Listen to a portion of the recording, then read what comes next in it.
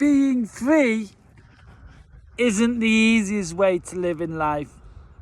Living conveniently is made a lot easier. You don't even need to think.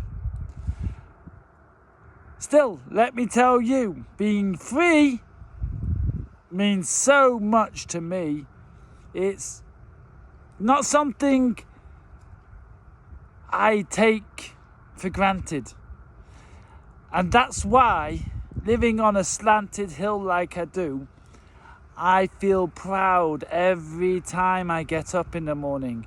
When I focus and go, and the day, it doesn't always move smoothly and it doesn't always go well. But let me tell you, when I go to bed at night, I feel just right in my heart. And it makes it easier to start the next day. But listen to what I've got to say. You've got to take responsibility to be free. You need a little bit of hocus pocus, of course, and you need to be able to, permaculture helps you a lot, like alchemy, making the best out of every situation. If people put stones in your way, build a wall. If people make it hard for you, grow. Don't let it knock you down. If it does knock you down, okay, stand up again and keep on going.